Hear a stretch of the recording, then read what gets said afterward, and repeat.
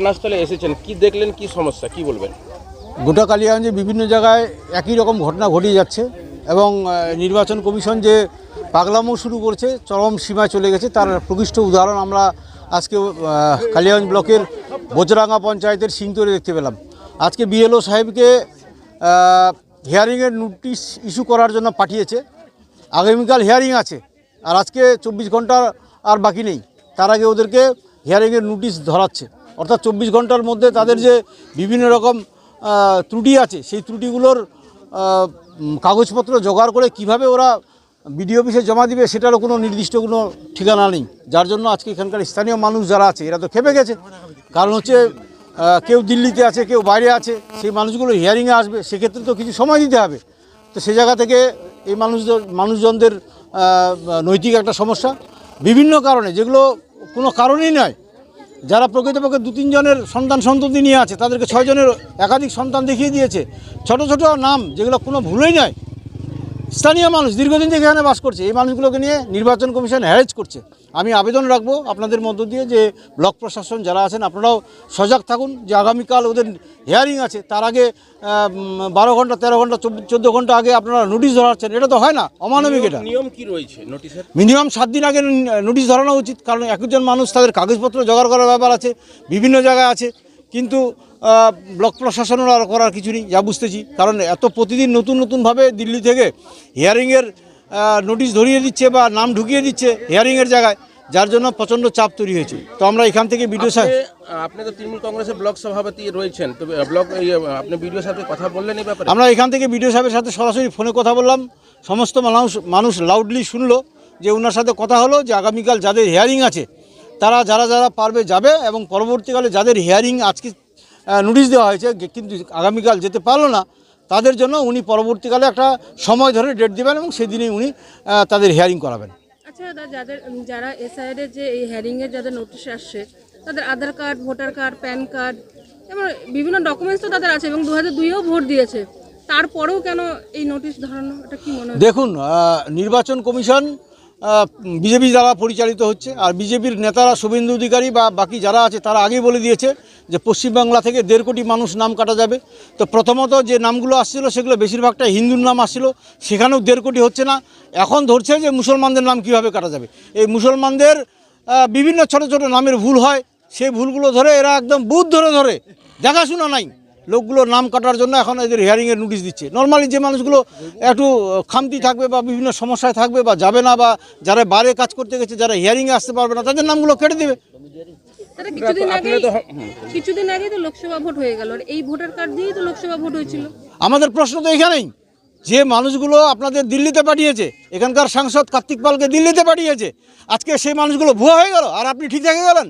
আর অমিত শাহ, নরেন্দ্র মোদী বসে ওরা ঠান্ডা করে বসে ওরা নিয়ম বার করছে, এসআইআর করাচ্ছে, আর ওরা ঠিক থেকে গেল। আর যারা ভোট দিয়ে ওদেরকে দিল্লিতে পাঠালো, সংসদ গঠন করলো, মন্ত্রী পরিষদ গঠন করলো, তারা ঠিক থেকে গেল। আর সাধারণ মানুষ আজকে লাইনে দাঁড়াও, আপনারা ফালতু মানুষ আছেন, আপনাদের ভোটের তালিকা থেকে নাম্বার যাবে, আপনারা নাগরিকত্ব থেকে বাদ যাবেন। এটাই তো কি মনে হচ্ছে?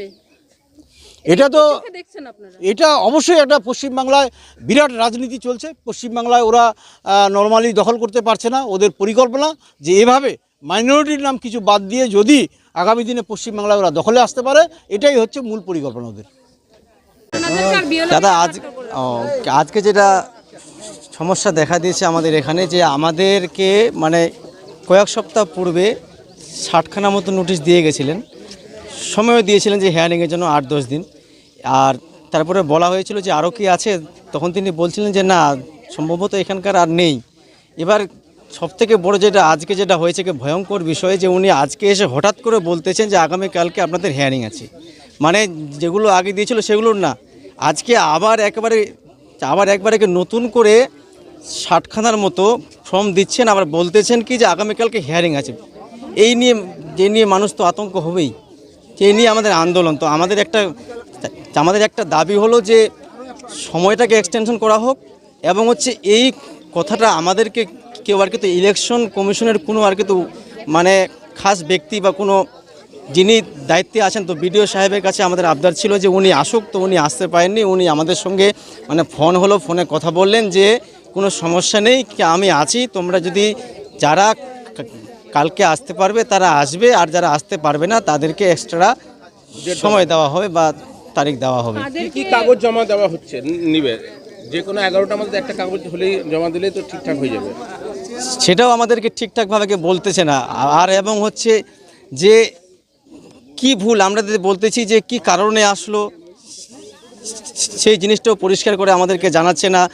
কেউ হচ্ছে 3 ভাই, তো ওদেরকে কি বলা হচ্ছে যে ওরা বলে 6 ভাই, তো আর 3 ভাইকে আসলো কোথা থেকে, তাদের কি নাম সেও দেওয়া নেই, ছবি দেওয়া নেই, তারিখও কিছু নেই, শুধুমাত্র কি বলা দেওয়া হচ্ছে যে তারা 6 ভাই। কিন্তু আসলে আপনি যখন খোঁজখবর নিয়ে দেখবেন যে তারা অরিজিনালে 3 ভাই, তো আর 3 ভাই দিল কেমন করে? এটাই তো একটা বিশাল বড় ব্যাপার, যে নিয়ে মানুষ আতঙ্কে।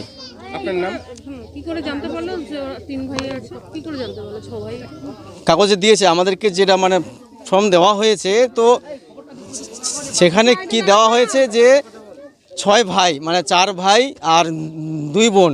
কিন্তু আপনিও যখন সার্ভে করে দেখবেন যে তারা 3 জনই আছে তার সন্তান, তাহলে ওই যে মানে 6 জন যে করলো, এই জিনিসটা কে করলো আমরা তাকেই দেখতে চাই, বা কিভাবে করলো, হাউ ইজ দ্যাট পসিবল, সম্ভব হয় কি করে? তাদের 3 জনের নাম ঠিকানা কিছু জানা আছে? কে না, কিছুই দিচ্ছে না তাদের। extra চেষ্টা যাদের আসতেছে, তা আমরা তো সেটাই চাচ্ছি যে ওরা যে আর 3 ভাই দিল, তাদের কি নামটা দিল না কেন, কি নাম, কি করে তারা, বা কত বছর বয়স, এগুলো কিছুই নেই। বলছি দাদা, তার মধ্যে পার্সেন্টেজ মানে কাদের আসছে মূলত, মানে এই যে হ্যারিং এই যে আমাদের গ্রামেই এসেছে 4-5 জনের নাম এরকম এসেছে, আর 4-5 জনের নাম এসেছে। আমার নাম হচ্ছে আবু বকর সিদ্দিক, বাড়ি সিংতর গ্রামে। এই কেন আপনাকে আটক করে রেখেছিল?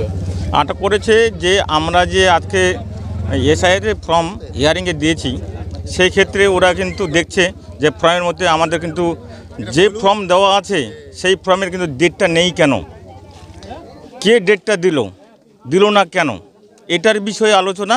আর তারপরে কথা বলছে যে কালকে যেহেতু আমাদের হিয়ারিং, আপনি যেহেতু ফর্ম নিয়ে চলে আসছেন, যে সেই ফর্মে আমরা কিভাবে কিন্তু আমরা নথিপত্র জোগাড় করব, সেগুলো তো আমরা জোগাড় করতে পারবো না। আমাদের কেন টাইম দিল না, সেই টাইমটা যদি আমাদের দিত তাহলে আমাদের একটা সুবিধা হতো, এইটুকুই। এই নিয়ে আপনাকে আটক করে বিক্ষোভ দেখা হ্যাঁ। আচ্ছা, আপনি কি করলেন? আপনি কি করলেন? আমরা বললাম যে দাদারা ঠিক আছে, যদি এটা টাইমটা আমাদের যদি ভালো থাকতো, আমরাও যদি আগে পেতাম ফর্মটা, তাহলে কিন্তু আপনাদের পক্ষ থেকেও ভালো হতো, আমরাও কিন্তু দেওয়ার সুবিধাটা পেতাম। আপনি কি বিডিও সাহেবকে জানালেন ব্যাপারটা? আর বিডিও সাহেবকে এখনই বললো যে আপনি সন্ধ্যার দিকে এসে দেখা করুন। কি হবে এখন ইনাদের, কি হবে? ইনাদের কিন্তু এটা ডেট হবে, সেই ডেট হিসাবে উনি জানাবে। আর ডেট কি দেওয়া হবে আবার? হ্যাঁ, দেওয়া হবে, সেটা বললো আর কি। আপনার নাম? আমার নাম অভিলাষ দেব শর্মা। কতজনের আসছে নাম? হ্যাঁ, এটা 86 জনের মতো। আরো কি আসবে? বলা যাচ্ছে না যে আমরা পাবো কি পাবো না, ওরা তো দেওয়ারই ইয়ে আছে। হ্যাঁ, কি দিবে না দিবে, আমরা কিন্তু আজকে ব্লকে আমাদের দেওয়ার পরে থেকে তারপরে আমরা যাব ওখান থেকে, তারপরে ওনারা কি দিবে, কতগুলো দিবে, সেগুলো আমরা সঠিক বলতে পারবো না। মূলত কি সমস্যা দেখা যাচ্ছে যাদের হ্যাঁ? নাম আসছে? যাদের নাম আছে তাদের একটা বয়সের একটা সীমা, পিতা মাতার এবং পুত্রের এই সমস্যা, আর একটা হচ্ছে যে ছয় মানে পুত্রের 6টা সন্তান, সেই ক্ষেত্রে একটা অসুবিধা, এই সমস্যা হয়েছে 6 জন, এটার একটা সমস্যা। আমার 40 বছর বয়স, আমার